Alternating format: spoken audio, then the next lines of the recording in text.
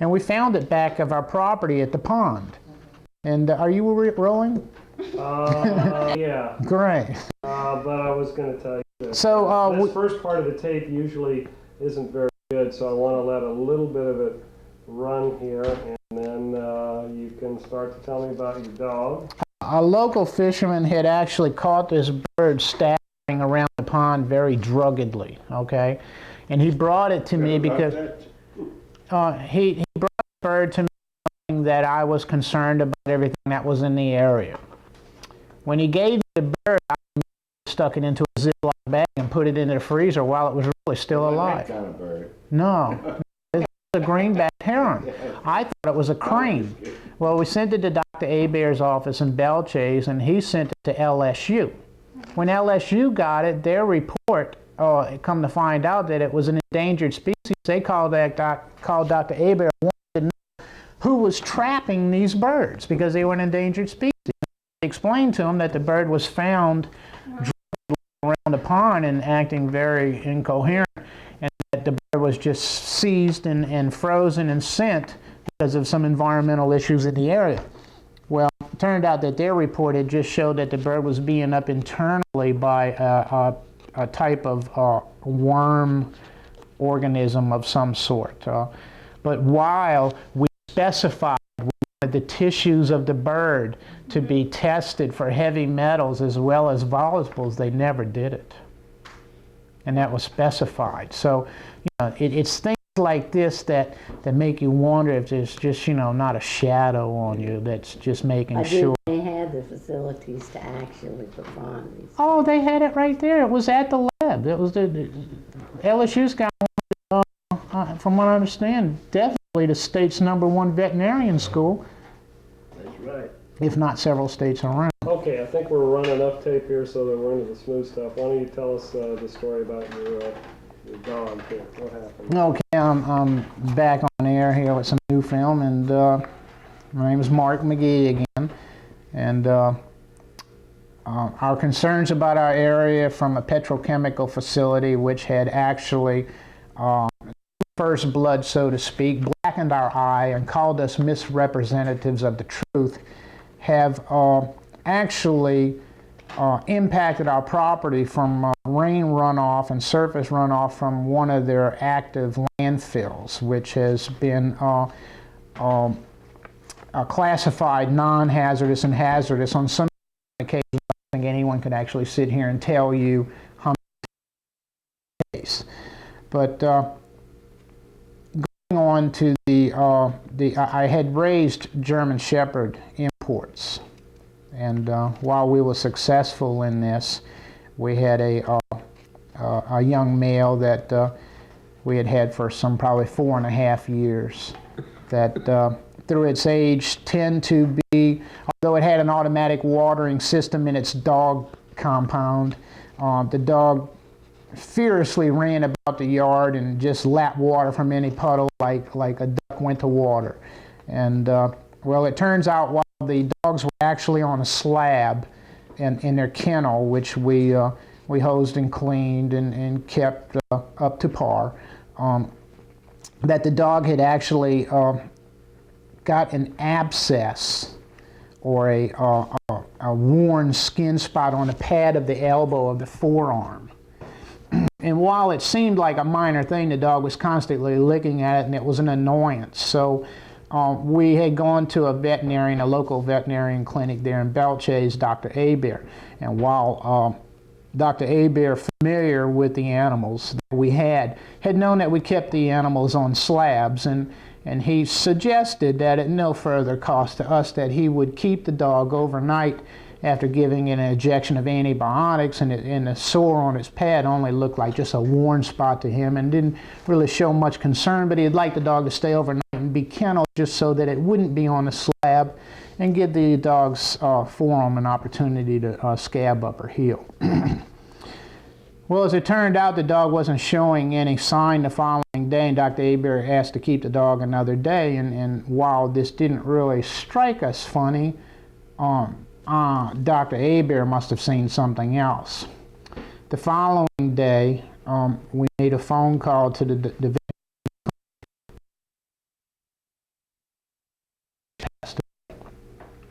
being very confused and wondering, and so was the doctor, and him already having knowledge of our concerns of this petrochemical facility, Oronito Point Division, that he knew what was on my mind.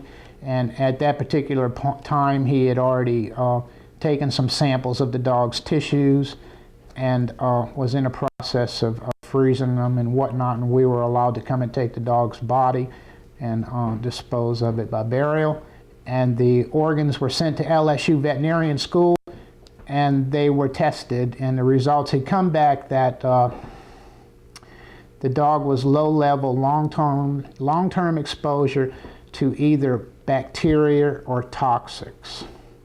Now, after having spoken, not to Dr. Abe, only being confused and disappointed about the loss of my prized dog, that it was at a later date that I just through conversations, and it quite innocently, someone had stated, well, Mark, don't you think that since the dog was on antibiotics for its pad, that if the dog was in low-level, long-term exposure to bacteria, wouldn't the antibiotics had fought the bacteria?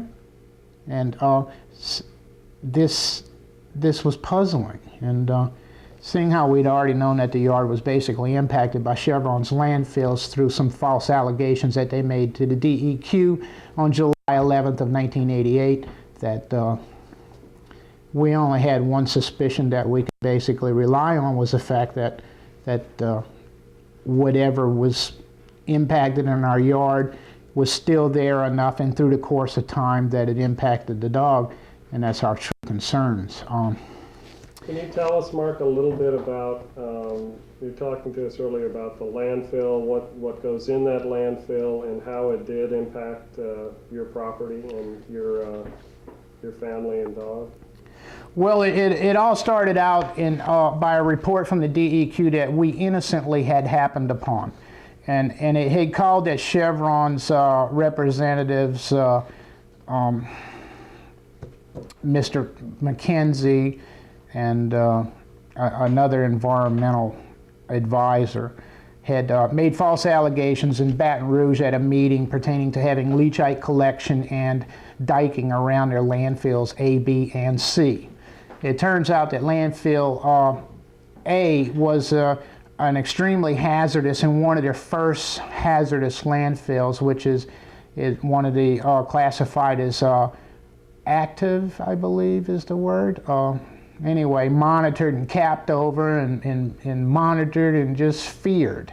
Landfills B and C are basically remnants of the incinerator ash that is burned and scrubbed from heavy metals and volatiles from their refining, not the refining process, but the making of their fuel additives of byproducts when they actually cook it with steam in a scrubber and then in hazardous well inject the remnants. The ash is then taken out and deposited on top of the landfills. Although we have seen paperwork from the landfills where they had shown heavy concentrations of volatiles. One from there is phenol, which was up to 26,000 parts per million, that was taken just in a shallow ditch, which they called a leachate collection, at the base of the falling end of it. I have seen where they have actually taken excavation dirts from sites that they had planned to do some forming or construction on, and at this particular time they take this material and put it on a landfill. I've seen them take backhoes and dig holes and actually dump the remnants of the dump truck into the hole and then cover it up on top of the landfill, which is just basically the ash from the incineration. And we're not to be concerned because these things are classified as of today as non-hazardous, and even though they lied about their leachate and diking around these particular landfills, they were cited for having made false accusations about having this diking, and because of this, it happened on a rainy day that the agents of the DEQ had noticed the erosion of the road as the constituents of the landfill and the light ditches surrounding it which were only like 4 inches in depth and possibly 6 foot in width. I mean, that was their leachate collection, and it was just surrounded by a shale road. But once this would fill up, it would erode the shale road and it would go on to adjoining properties, and that's exactly what it stated in a follow-up investigation of the DEQ. Now, while I knew of the geography of the area, I knew that all of this water, particularly from landfill C, was actually crossing my property to the only culvert that drained to possibly 28 acres. And that because of what we knew, what was found in the leachate collection of these ditches, we knew at that point why we were getting burns on our legs in the many first years that we were living on this property, because the culvert underneath the railroad tracks was collapsed because of the grain cars and etc. that were going down the river to the grain elevator in Myrtle Grove. And after having exchanged words with the railroad company and threatening to tear up their railroad tracks, they eventually changed the culvert out, which stopped our particular acre and a quarter of property from basically being under a foot of water whenever we had any kind of rain. But during heavy rains, we would still experience the backing up of water, which would basically cover 2/3 of our property, which would bring with it the remnants of the woods, and now we know it was bringing the constituents of the landfill, which brought in many other concerns. And at this particular point, we feel that our dog has been impacted by this facility. We feel that the facility has done their very best to discredit us in the eyes of the local government as well as our local residents. And I have lost faith in the fact that the DEQ is not doing or enforcing its regulations in the way for which it was designed. Okay, that's good. Can you tell us briefly a little bit about the BP facility and how many neighbors are nearby there, and if there's any concerns that you're aware of about that oil refinery? From what I know, BP Oil is situated in the Myrtle Grove area. It covers quite a considerable amount of acres. It's a basic tank farm as well as a refinery. On the downwind side is a minority subdivision that had been basically there from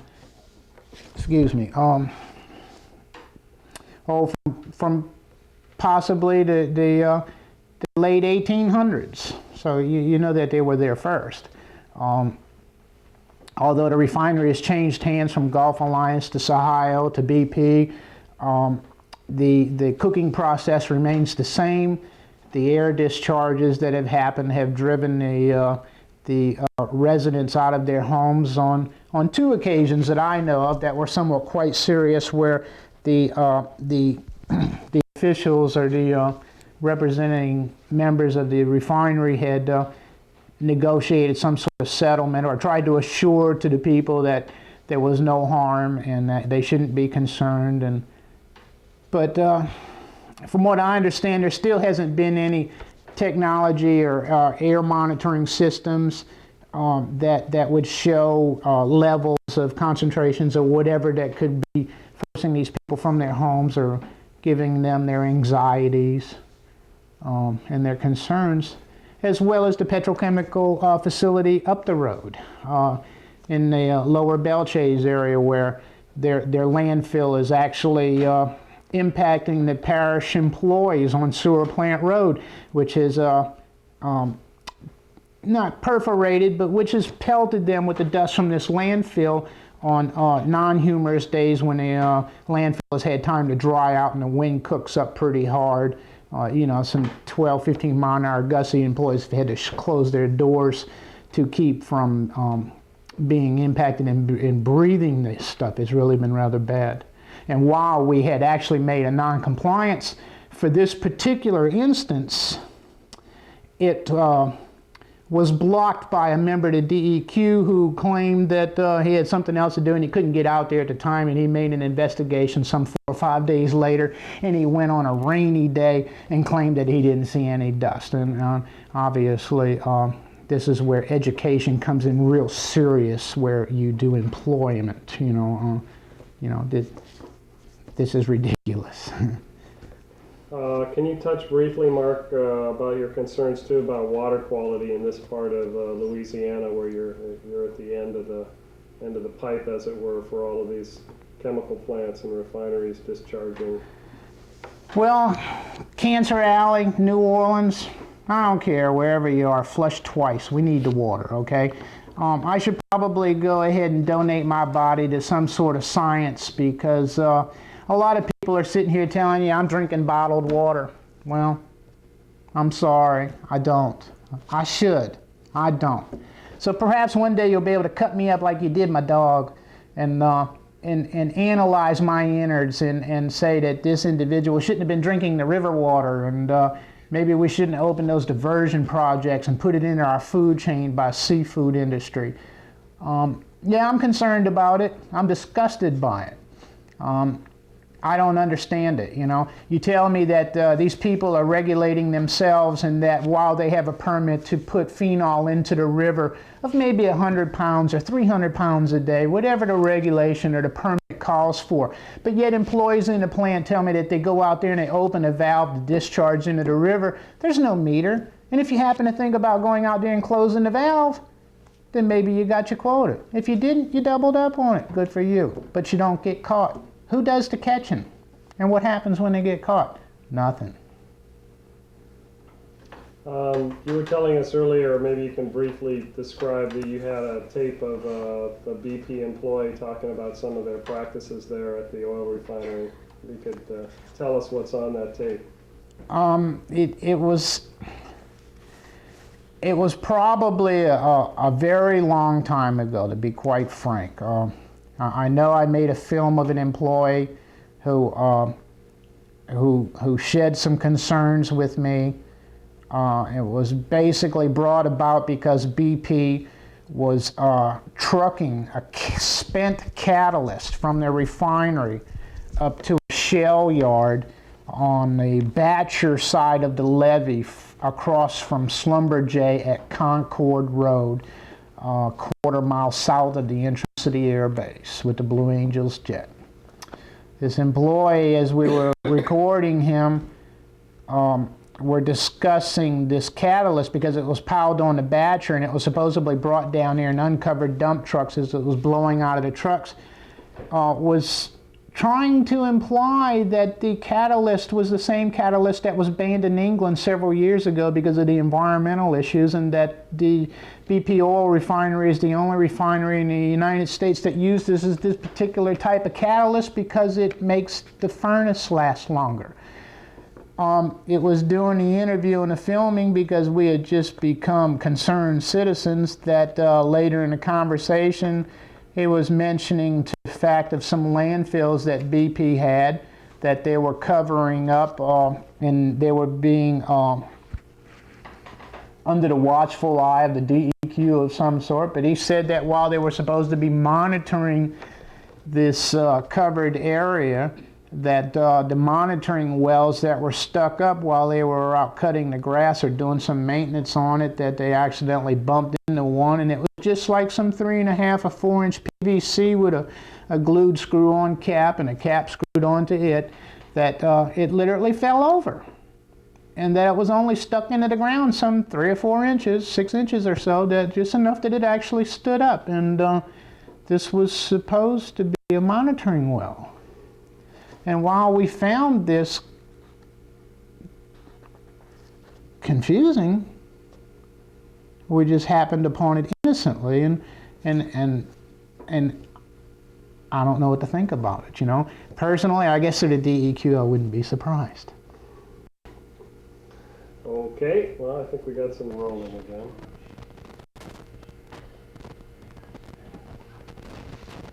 Okay. You tell us your name, where you live, and about some of the health concerns you had living in this plant, and what plant you live next to. Okay, my name is Angela McGee. I live at 10607 Highway 23 in Belchase, Louisiana. I live just south of Chevron Chemical Plant, the Oak Point plant in Belle Chase.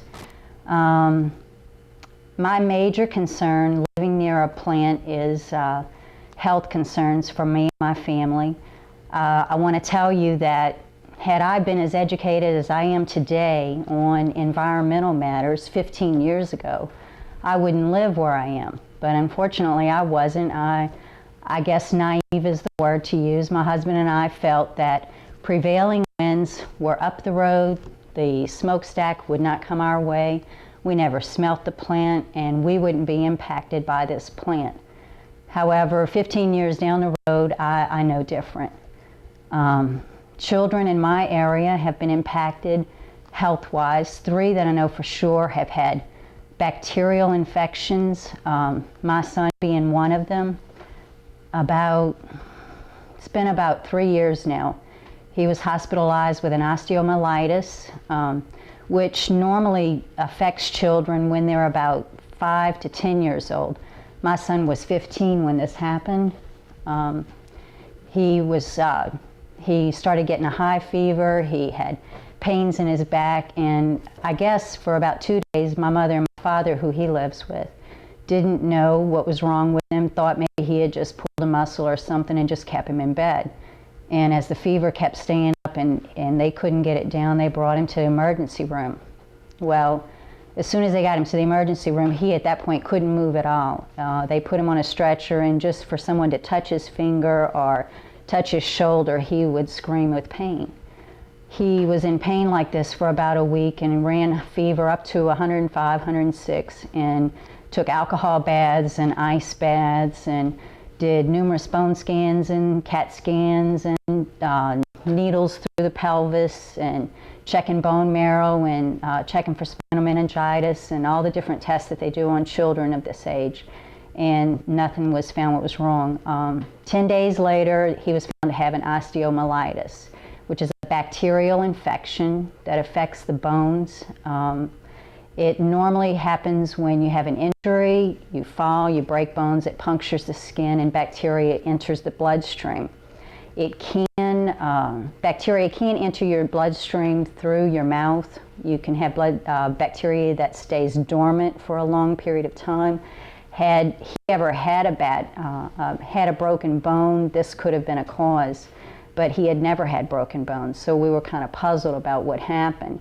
And I guess people at that hospital where he was not real familiar with this. We had requested that they do blood studies as far as chemical testing, and they did do some of these tests and found in some levels he was a little bit above average, but in most levels he was within range limits.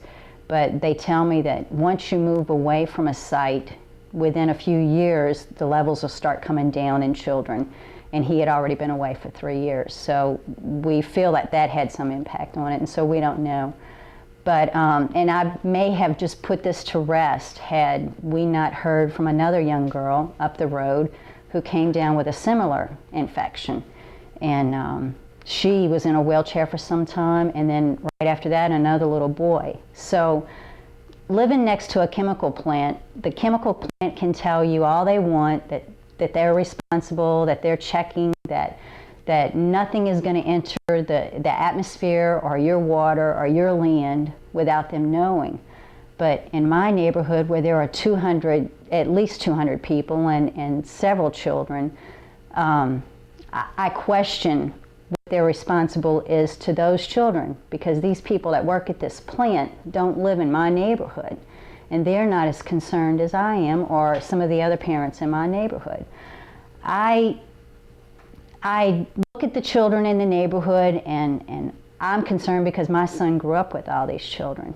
And it concerns me in other ways. I see a lower aptitude in school in my area, and I don't believe that the children that live in Belle Chase are less intelligent than any of the other parish or any other state.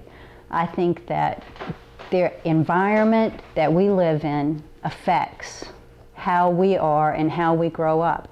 And if children who happen to be more susceptible to chemical metals and such if the children are in an area where the chemical companies are not responsible and are perhaps putting something in the river or releasing something in the air that isn't good for children, then I think that those chemical companies have to do something about it. And I think that the government, the local government as well as national government, should be looking at these things. I don't see that chemical companies should be regulating themselves, and I certainly don't see regulations being cut back. If anything, they need to be increased, and I believe that outside organizations need to come in.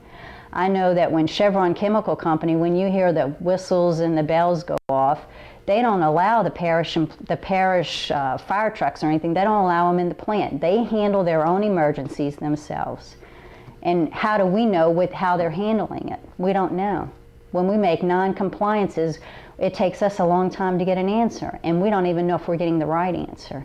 And so I guess my major concern is for the children in our neighborhood, and it's for, I want to know more about what are they doing and their communication with us. They should be telling us maybe we're doing something wrong. But there should be more communication between them and us, and definitely the local government has to be involved. They have to know what's going on in their neighborhood. They are responsible. Would you like there to be a system where you could verify so that you could know based on some sort of independent testing and independent inspection, maybe even community oversight, to verify the kind of information that you get, not only from the petrochemical plant, but from the government officials? Yes. I'm not sure how that system would be set up. There should be some outside, and I'm not sure that would be even a government function. Maybe an independent company that would be a part of the government, maybe something separately.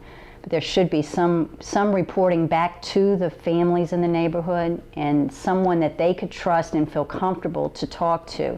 A lot of times when you call the DEQ hotline or just the regular office in Metairie, you're getting someone who's not real familiar with the area, doesn't really know what you're trying to portray to them, and perhaps we're not speaking in their language and they're not understanding what we really mean. When we call them, we really mean something's wrong, and we really mean that they should come check this out. And a lot of times they may just call the plant and over the phone solve everything and not even get back with us. And it takes us again another report to get back to get the information. When we make a non-compliance report, we should always hear back what that answer was, or at least what happened. And I think that's important. Okay, good. Is there anything else you want to add? No, that's my main thing. Okay, thank you. You're welcome. Very good. Not really, just to break it up. Okay, quiet on the set now. We got Miss Ann here. Finally got her in front of the tape. Miss Ann, can you tell us again, tell us your name, where you live, and just, generally some of your concerns about living next to these oil refineries? I'm Ann Williams, and I represent Pierre. I live in Buras, Louisiana, and I've been around here for such a long time that I realize how many changes have taken place. And I think of this, I used to travel between New Orleans and Houston, and we were always amazed when we got to Houston in the 1960s that the sunset was so yellow and everything looked yellow. And by now, when they built this plant in Myrtle Grove, British Petroleum, I didn't notice at first I didn't notice the pollution till I got up around there. And by now, you don't have to leave home to see how polluted the area is. In the afternoon, when the sun's setting, there's nothing but orange and red sunsets, and people will say, "Oh, how beautiful." It's nothing but pollution. My ocean is My Gulf of Mexico is no longer clean air. All the people down here have sinus trouble or runny nose or allergies, and I think it's air that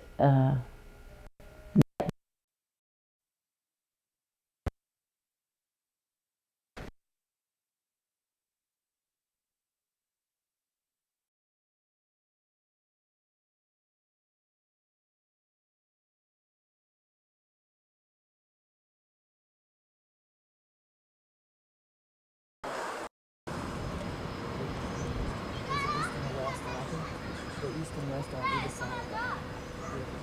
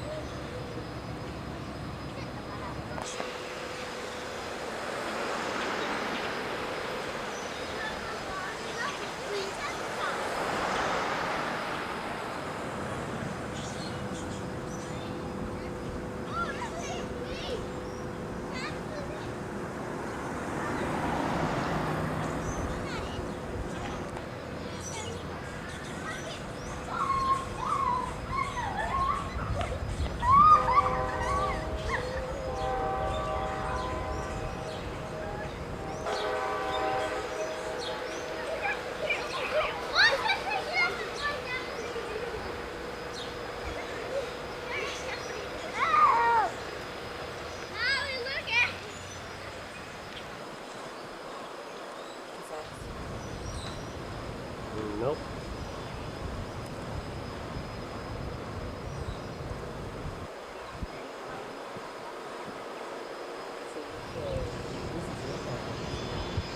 Yeah, I can make you so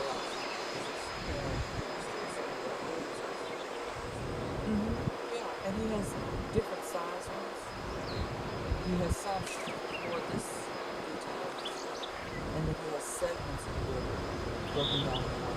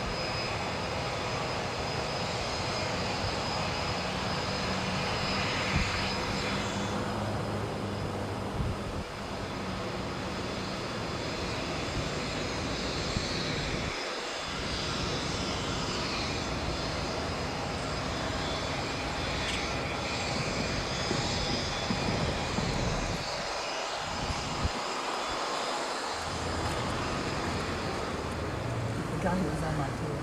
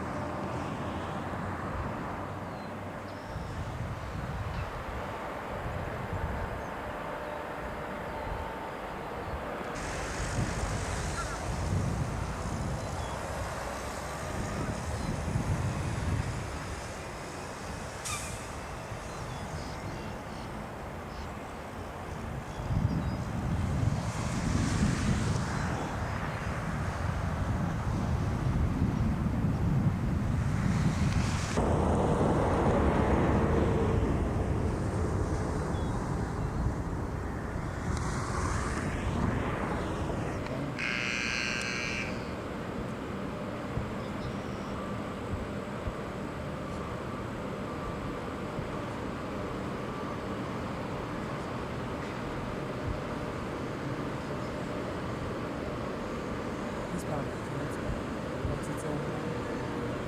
Yeah, speedway roads. So that's We don't have those.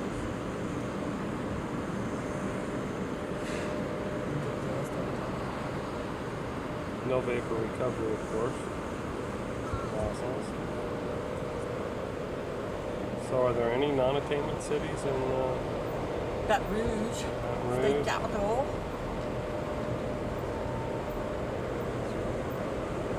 Uh,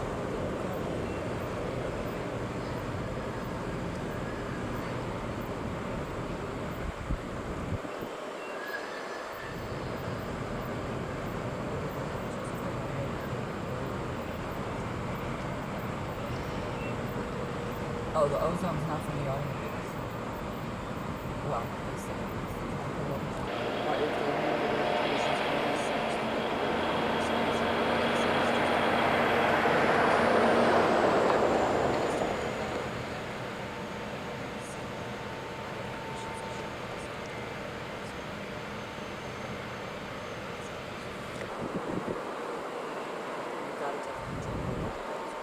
Oh yeah, This we'll is do that. Genesis. We definitely want to stop and get a shot of this sign.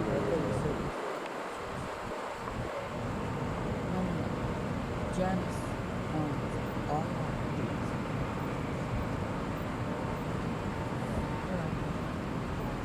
Yep, right about here. She is the one who said that that's his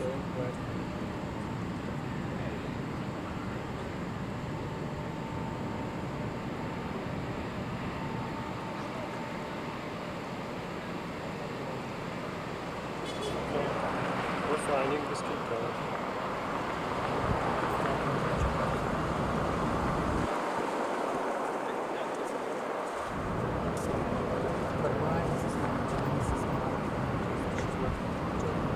But did she live in a town that got bought up? Okay. So that's her real hometown.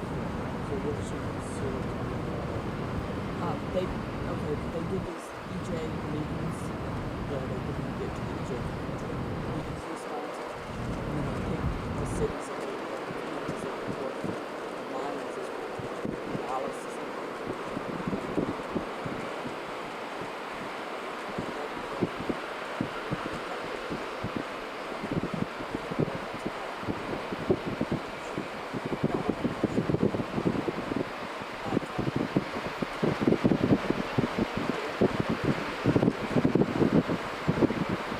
What's the major problems in those towns? Road signs? Oh, so this is one of the model towns. Oh, I'm sorry.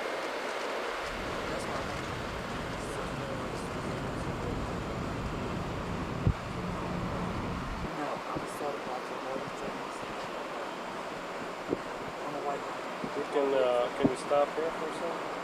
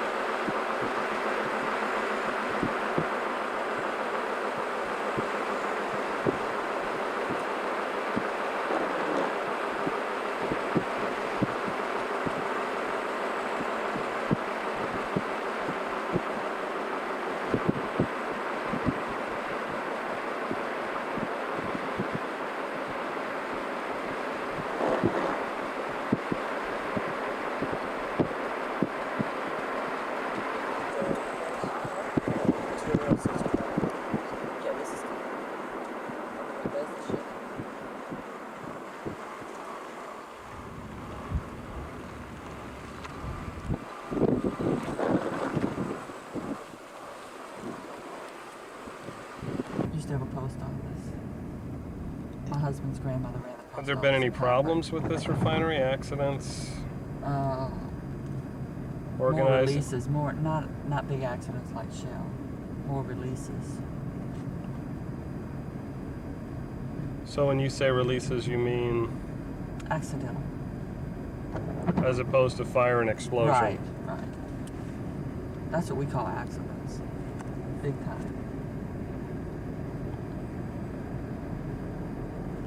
What about organizing in the neighborhood about the refinery? Is it a big issue, or?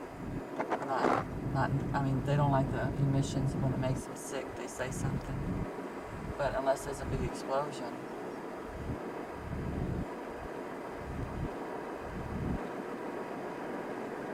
Is it a company town too, or the same situation where they moved away? They moved away. I mean, this was the River Road, this was the plantation homes, and this was the big plantation owners that lived on here, and they've all sold out and moved away.